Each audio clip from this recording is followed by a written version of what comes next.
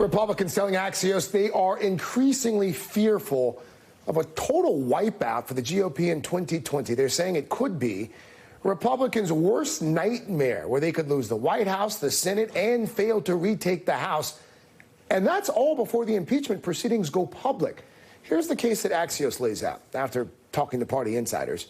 19 House Republicans are not seeking re-election in the Democratic-controlled chamber. 19.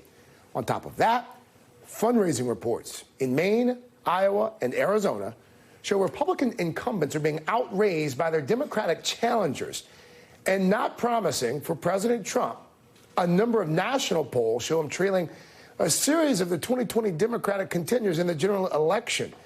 Let me bring in Rick Tyler, Republican strategist, MSNBC political analyst, and Emily Tish Sussman, former vice president of campaigns for the Center for American Progress, also host of the podcast, Your Primary Playlist. And Rick, I'm going to start with you here because one Republican insider quoted in this Axios piece says, "We are all worried." How worried should the GOP be, Rick? They should be extremely worried. I mean, if this is a referendum on Donald Trump, and Donald Trump, remember, the head of the ticket usually drives turnout, and unfortunately, it appears that Trump is driving turnout of the Democrats and not the Republicans. And if he just simply turns out his base, the Republicans would be wiped out. But there's a big but, Craig, and that is, who the Democrats nominate, and that'll be their head of the ticket.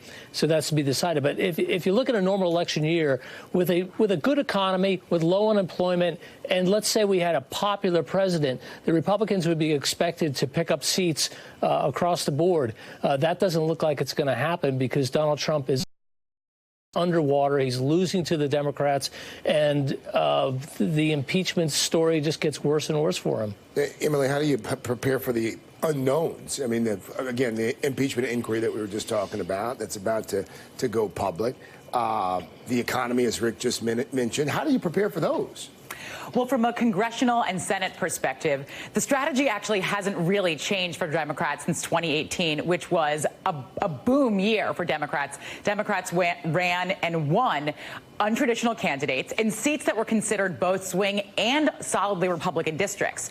And that came because of both boosting Democratic turnout that had kind of fallen off in 2016, but also flipping a lot of swing voters from the 2016 Trump presidential to the 2018 midterm elections.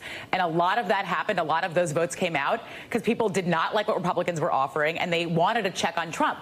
So now Democrats are actually offering that check on Trump while still moving ahead, moving legislation forward like drug pricing. So people are seeing the results of what they voted for. Rick, here's the thing. The Trump campaign, as we reported last week, and the Republican National Committee, they took in a haul in the third quarter fundraising, a combined $125 million, more than any president at this point in his presidency in history. How could it be that the president and the party are able to raise that kind of money, but Republican incumbents in places like Iowa and Maine and Arizona, they're all being outraised? Craig, the Democrats picked up a different fundraising model, and it's driven by Act Blue. And what's happening is the Democratic donors, a lot of small-base donors, end up voting directly to their candidates. So while the Republicans and the president have accumulated a massive amount of money, and remember, that money will be spent on President Trump. You don't think that money is going to go to anybody else, do you?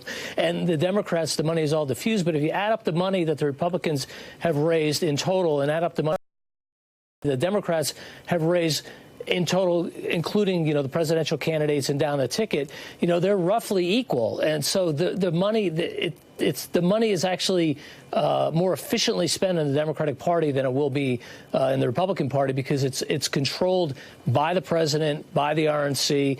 The RNC and the presidential campaign are one and the same. There's no distinction between them. And so if he gets in trouble, you can bet that money is going to go to save him and not anybody else. Emily, in addition to trying to hold the House, Democrats also looking to take back the upper chamber as well. You can see the balance of power right there, 53-45, with the Republicans having the edge. Now, take a look at all of the Republican states that, according to NBC News and First Read, are races to watch, opportunities for Democrats. As a Democratic strategist, which seats are you targeting there? Which seats are you looking to defend? So top of the list right there, Maine. Susan Collins really has not had to defend this seat, and she is now underwater in popularity, as is Trump. Kavanaugh and health care really hurt her. Iowa's on top of that list. Colorado, there's local papers who are editorializing against Cory Gardner for not calling on impeachment and agreed to move forward. Same with Arizona. They have an unelected senator sitting in, an unelected Republican senator sitting in that seat who actually lost in the election last time. And her incumbent is out raising it. I'd also say North Carolina is on top of that list.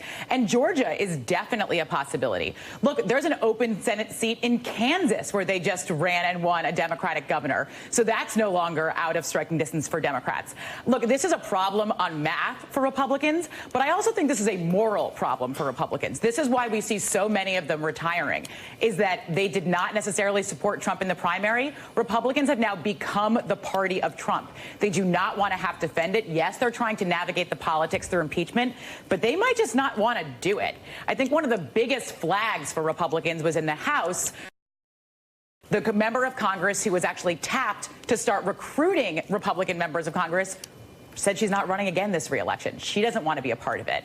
So there's very big moral problems for Republicans, which are going to turn into math problems. Emily Tish Sussman. Emily, thank you. Rick Tyler, thank you as well, my friend. Always good to have you. Thanks, Craig.